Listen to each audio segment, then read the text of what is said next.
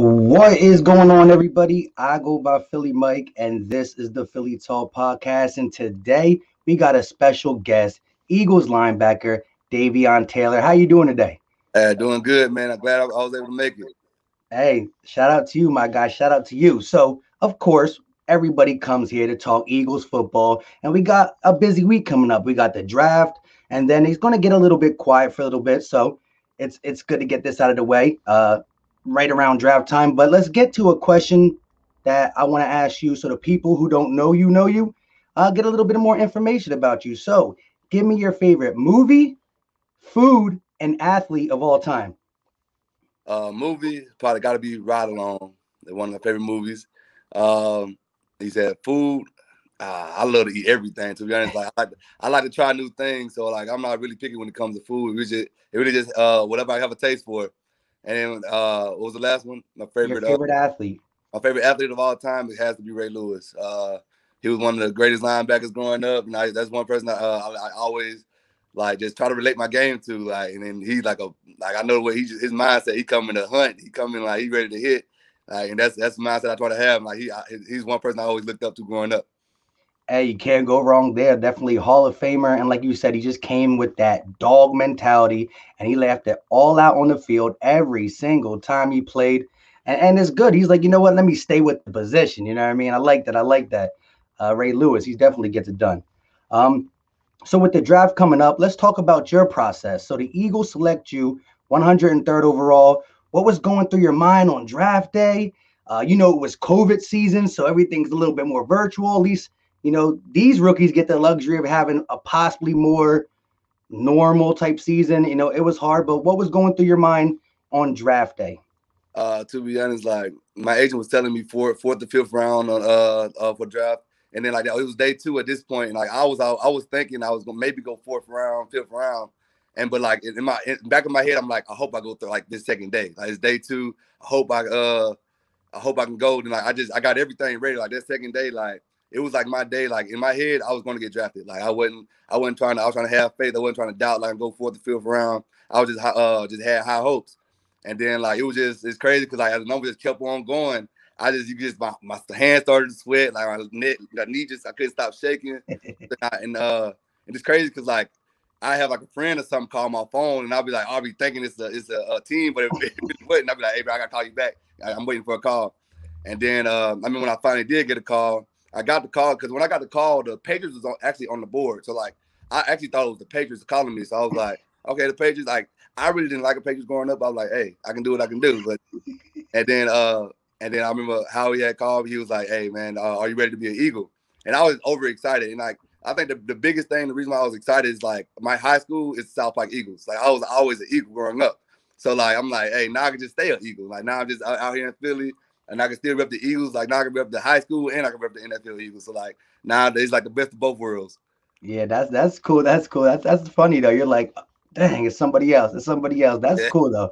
Nice little experience. So let's talk about the high school because we know, I know you were asked a lot, probably when you just got drafted and everything, and I know you probably spoke about it a lot, but we don't want to get into the technical stuff. But your religion doesn't allow you to play, wasn't allowing you to play throughout the times they played their games in high school. So I think they said, I think I read that you only played a game and a half Yeah. your senior year. Yeah, so like I always like I played JV, I played junior high ball, but like my 11th grade year, I set completely out of the game because like I was tired of like I knew I wasn't gonna be able to play on Friday, so I was like it's pointless for me to go to practice. But in my senior year, I was missing the game so much. I was like, let me just go out here and practice with these boys. So I was like, then I lived like literally 5 minutes walking distance. So I'm like, I'm gonna at least practice, get some work in. I don't got nothing else to do at the house. Then it was like it'll keep me out the streets. It'll keep me like from doing other things. I'm like, so I just go and just work out. That'll be my workout for the day. Just going to just practice football. And then it's crazy because like the first game, the sun was setting around like 7:38. The game started at 6. So I was like, all right. So I'll try to like get around the religion. I was like, Mom, okay, the sun is setting around 7:30. Can I play at least at halftime? And at first she was like, no, no. But then I was like, Mom, okay, like you just let me play. I'll stop at halftime. The coach is gonna take me out. But then like, all right, she was like, oh, she agreed to it. In the first game, I played to halftime at first, but then I was doing so good. I caught a pick. I had like 5, 6 tackles. My coach was like, hey, you got to play the rest of the game. Like, so he literally called my mom and like he took it, like he went in the back. I don't know what he said to her. he just came back out and was like, she said you can play. And I was like, okay, I'm not even gonna ask why. I just put my shoulder pads back on and I literally just ran back outside and I finished the game. In the second game, it was the same thing. But this game, I was like, I'm gonna literally play to halftime, play to sunset. Cause and then my coach watched too. Soon as that sun went down, he was like, hey, go take off the pads. Cause he wanted to respect my mom's decision even just let me come out there. But then after the second game, she said she had a bad feeling for even just letting me come on the field and everything. But to be honest, like at that point, I was like, I just wanted the little film, and I felt like the game and a half, even though it's not like 5 minutes long, it's like whatever I can get, I was willing to take. And so I just took that little bit of film, I ran with it. Hey, that's good. And for a lot of people, it would be hard to keep that football dream alive. The NFL is the best of the best. You know what I mean? You were able to get to a D1 college off that. You were able to play a little bit at Colorado, put some good film on tape, and your upside is still there. Like, it's legitly there. You know what I mean? Not many people can put that little bit of tape on there, and NFL scouts like flash. They see it. So the upside is there. It's just that you just came in a little bit behind the 4-year starter, the 4-year starter in college. But hey, I love the grind. I love the fact that you didn't give up. You just didn't give up. You said, okay, I can't play. I'm gonna practice. Some people say practice. Who cares about practice? Allen Iverson, he's like, practice. He wants to play the game. So like you did, the little things mattered, and it translates to 3rd overall pick, not the 4th or 5th that your agent was kind of telling you. And I'm expecting big things from you, and so is Eagle Nation. Everybody watching this, and they want to see number 52 on the field. Oh, yeah. So let's talk about your rookie season. It was COVID season. Like, you had to not only learn the NFL like all rookies do, you had to navigate through this nonstop testing, COVID season, a lot of virtual stuff. You can't really get hands-on with the facility, with your trainers. How was that? For me personally, it was a struggle this my rookie season. Just for starters, it's just transitioning from an outside linebacker to an inside linebacker, and like an NFL playbook is way more complex than a college playbook. Like, the college playbook might be thicker, but it's just, I feel like it's more details in the NFL playbook. And I think the COVID season kind of messed me up a lot, just because. Well, I don't want to make no excuses, because like at the end of the day, I still had a great season, I feel like, but I feel like I'm more of a hands-on type of learner. So like I feel like I have to be there. I have to doing walkthroughs and everything. And like during the rookie season, like the rookie minicamp and stuff, we didn't have that. Like everything was online, everything was virtual. So like we came in August, we literally hit the ground running. So like it was like, if you don't know this, like you better know it, if like you can't play. And like it was literally like everything happened so fast. Like I said, like learning that the inside linebacker position, like I had to like know what the D lineman at, like know like how to break down the offense. Like throughout the my rookie season, I got better with it. But like just going like when I first started, it was very difficult. But like, hey, like that's when I had to just put in the hard work. I knew what it was going to take. I had to feel like I had to just change some of my study habits, because like I said, I was used to just doing it, then coming back watching film with the coaches and everything. So I just had to just change it. I had to make sure just now just more focused, just make sure I know how to read a playbook, how to study a playbook, how to break down film. It's just like, so I had to transition to just more the other side of football and just being just on the field all the time. Yeah, and that's a big. We're gonna talk about the new defensive coordinator and the linebackers coach, a bunch of young guys. It's a very young coaching staff. I want to get your thoughts on that. But before we get into more of your game, I know the people are really going to want to hear me ask you this. With the draft coming up, I mean, I was supposed to try to slide that in over there. Eagles got the 12th overall pick. Now, of course, Howie Roseman and them are going to do whatever they want. But, you hear all the rumors. They might go wide receiver. They might go corner. They might go linebacker or whatever it is. Who do you think the Eagles are going to get with the 12th pick? Personally, I feel like we're going to go with a wide receiver. I feel like if Devontae Smith is still on the board, we might get him. I feel like if Jamar Chase is probably gonna be gone. So like, so I was kind of disappointed with that, because that's when I feel we should have got like Jamar Chase. Like I like this game. And then I know the cornerback from South Carolina, Horn, like he's pretty good. So I feel like I feel like all these receivers are all good in this class. Got Waddle and got Kyle Pitts too, but like, I feel like he's gonna be gone by the time the 12th pick come around. So I feel like it just all depends on who's left when the 12th overall pick come around. Because to be honest, the draft, I feel like every year it shocks you. Like you think you'll think this, and then somebody gets something else. So like, exactly. With all the teams calling up, trading back, trading going up, I think it's going to be a lot. And then again, you got the whole unknown of like the opt outs. You got a bunch of quarterbacks going, so it's going to be interesting. But at the end of the day, once you put on that midnight green, we're Yeah, going to welcome you. We're going to welcome you. Um, exactly. so let's get to again, you said it was a little tough with COVID, and you, I know how, I like that you said I don't want to make an excuse, but it is an excuse. Like, you know what I mean?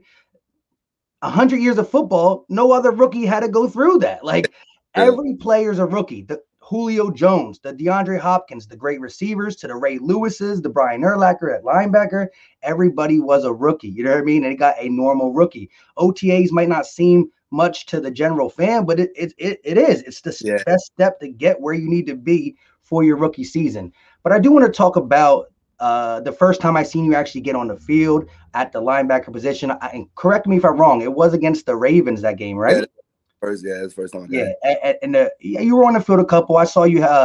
You were spying someone in the flats. I remember. I forgot what tight end for the Ravens went out over a pass, and you were in like some type of coverage. I think it was a zone coverage, and Yeah, you tackled him. You made it a difficult catch. He caught it though, but I you know. made it a difficult catch. But the thing that sparked my eye and that a lot of content creators talked about was your closing speed. I remember the biggest play was it was like a power run, and they faked it, and it was a bootleg with Lamar Jackson, and you went from touching the center to being able to track him down, maybe like 12 or 13 yards down the field. You took a great angle, and Lamar Jackson ain't the easiest person to get Yeah. down in open field. So, what was going through your mind that play? That play is crazy because like so like the guard pulled. So like I was supposed to go to the guard pull. So like I saw him pull, and when I saw him pull, like it was like I saw Lamar running. Like I saw him running. I'm like, it's got to be a fake because like the way he was running, I was like, he's running to get out. So like when I did it, it was like a quick reaction. I touched the line, and I kind of used him as a boost. Like when I flipped around, it was a take, and it wasn't about like trying to chase Lamar Jackson because I had to respect his speed. So like with me, it was like I know I have speed too. I'm gonna take an angle. So like, if you really pay attention, like it was a straight angle. Like I was like, I knew how fast he was. So I was like, I know I can meet him at, and like I knew he like to do like because I didn't want to get in front of him because I know he's quick. So I was like, I'm gonna make sure that I'm gonna make him use the stiff form. When he uses stiff form, I let him like take me and I just reach for a leg. Cause like I said, Lamar Jackson's not easy to get down, and I did not want to miss the tackle because I feel like I would have missed the tackle, probably would have been a touchdown. So I was like, I have to make this play, even though like it was like he kind of sealed like the first down run. I'm still like, hey, every game, I mean, every play you have to go 100%. So like, I just wanted to get him. That was the whole purpose to get him down. And it's crazy because once I tackled him, in my head I popped up like in my head I was like yes, yes, like because like I literally tackled Lamar Jackson like the NFL like in an MVP like Yeah, like it was a surreal moment for me. But I know even though we was losing, like it was like I'll say like my first like this is the NFL like yep. you playing here now and it really got me excited. Yeah, but I got to give you credit again. A guy who had so little time playing, your awareness was right because if you take the wrong angle, even with your speed, you're Yeah, not catching Lamar Jackson. So you played that perfect. You committed to the angle. You didn't get too greedy. You did what you had to do. You said, listen, either I get greedy, he might get a touchdown. If I take the angle, he might get 12, 13 yards, but it's a touchdown saving tackle. yeah, Because if I remember that play, I think the safety had a guy on the block. The wide corner. receiver was blocking the corner, and he had it. You Yeah, stopped it, and then we ended up coming back. We lost that game because we went for two and we couldn't get it. yeah. But it is what it is. It is what it is. So again, we only got 1 year to talk about. Give me something that you think that you definitely improved on from stepping into the NovaCare complex to right now. So going into your second year, give me one or two things that you like. I definitely improved on this. Um, I'll say the first thing is probably the way I strike a lineman. Like I feel like it's something simple like a linebacker should know how to do, but I feel like coming up in here, like I said, but just by playing outside linebacker in Colorado all the time, I never really had to just strike a lineman head on. Like I never had to just block shed. So like it was like something like that. I think I improved on a lot because like coming in, like I was horrible at it. Like I was used to setting edges, like using my shoulder or just setting edges all the time, or never using the striking the old lineman. And that's probably the biggest thing I improved on. But another thing was film study. Like I was saying earlier, like I had to learn how to like study film without the coaches. I wouldn't say without the coaches helping me because they still were there to help, but like without the face to face interaction or without the hands on interaction. So like I learned how to watch film, how to study an offense like without actually just being on the field all the time. Because like one thing I realized, like the preparation for it is not always on the field. Like you have to know how to watch film, know how to study tape, how to study defense, or know how to study offense. And I think that's probably the biggest thing I learned this year, just how to break down everything, just how to like just look at the little things, but not overthink things. Yeah, and like I said, just getting on the field first time, no OTAs, no preseason, and already being behind the eight ball when it comes to just game time over practice. I was very impressed with the pursuit of Lamar Jackson, and like you said, the little things. I let you came on here and said straight up, man. I'm a dude who played outside linebacker. I go around the guys. Now I'm learning this, and you already, like I said, you had the physical gifts and this rookie season, I can't wait to see what you do the second year, especially with this new defense. I think it's going to let the linebackers be more themselves in the cover two. Listen, love Jim Schwartz to death, Super Bowl winning defensive coordinator, but you put a lot of pressure on the linebackers when you play the wide nine. You know what I mean? You Yeah. got to hit the A gap. You got to hit the B gap. You got to fill your gap. I think now we're going to see the linebackers be able to fly around a little bit more, maybe a little bit more blitzes, coming off the edge, the middle. And I'm looking forward to that. So, with that being said, how do you feel about speaking with Gannon and Rallis, the linebackers coach, Nick Rallis?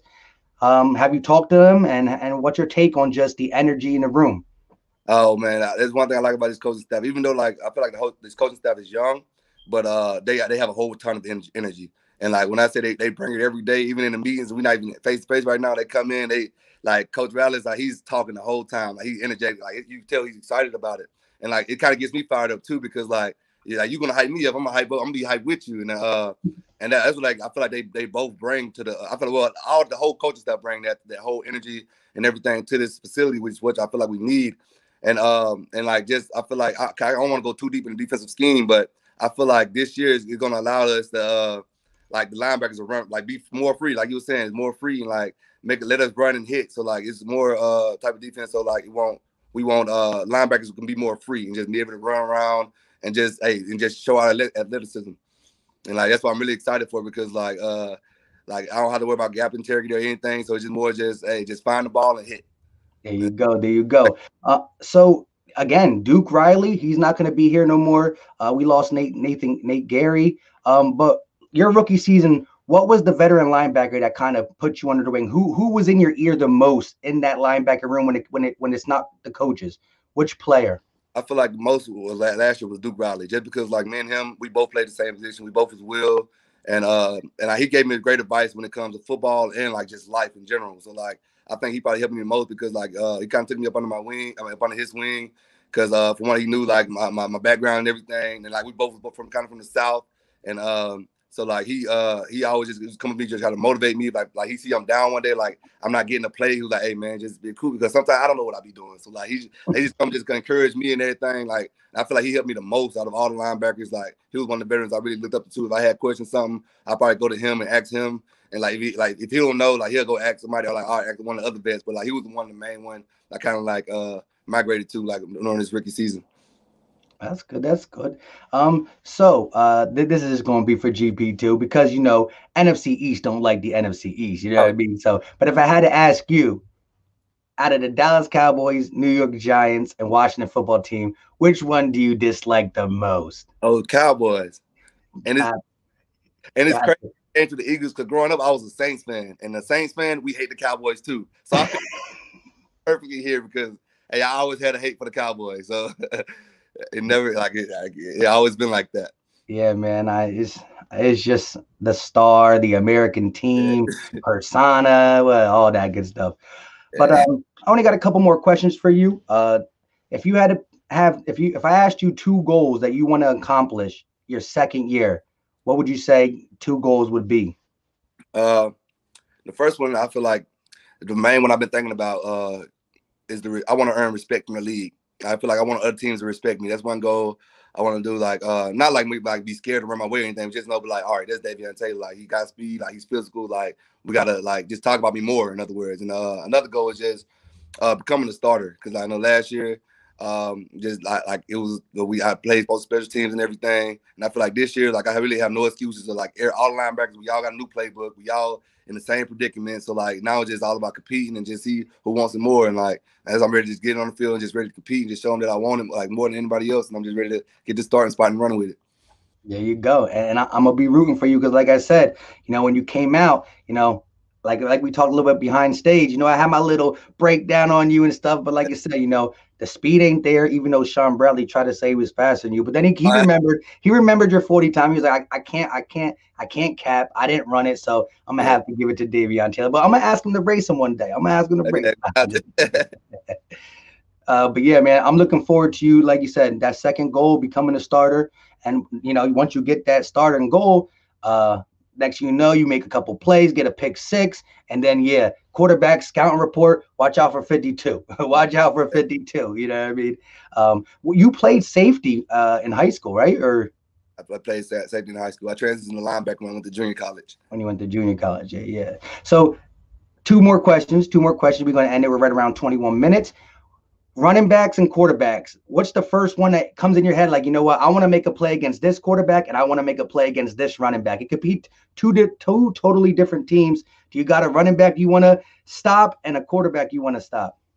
Well, quarterback is crazy because like he just retired. It was Drew Brees. Like it's the same. And like I don't know why, but I just wanted to just hit him one good time. I just wanted just to. And when we played him just the other day, the last year, it was Taysom Hill in. Yeah, it's Taysom Hill was yeah. In. Like dang, like couldn't even get a hit him. And like I was at running back is probably Saquon because like I know he's probably one of the best running backs up in this division. And like I just want to go. I know like I want to be the best, so I want to go against the best. So like, hey, I feel like if I just like hit him a couple good times and make him respect me, I feel like I got some good respect. Yeah. And he'll be back. And like I said, shout out to him for sitting out, grinding, getting that comeback. Because, injuries are, that's the worst case scenario in this sport. So I don't like the Giants, but I'm always about player safety, players' health. Shout out to Saquon Barkley. Hopefully he has a comeback season besides when he plays the Eagles. Besides when he plays the Eagles. Last but not least, funniest moment behind the scenes in the locker room. It could have been in the off season at all. Don't put anybody's stuff out there crazy, but I'll say the funniest time for me was probably when I had to sing for my rookie. And if you didn't say that, I was gonna call you out because I made a video about that. Yeah. It's crazy because like I went the first time, like now I was actually because like the whole main purpose was to like know the words, don't mess up, and I didn't mess up. It's just my singing was horrible. I'm like, come on, now.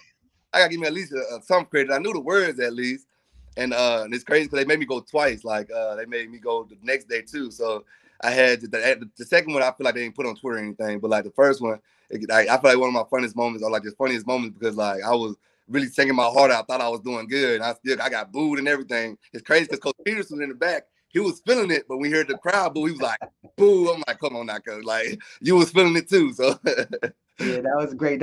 And that's what I said because everybody was so worried about the season not happening because of COVID. And, you guys were going through extra things. So the vets were feeling it for the first time. The rookies were. And the video was a funny pick-me-up. And I said, listen, there's a lot of things that's changed this season, but being a rookie is still being a rookie. Look what they made our guy Davion Taylor do. And then I put it in a little bit of the video. I forgot who shared it on Twitter, but yeah, that was great. Yeah.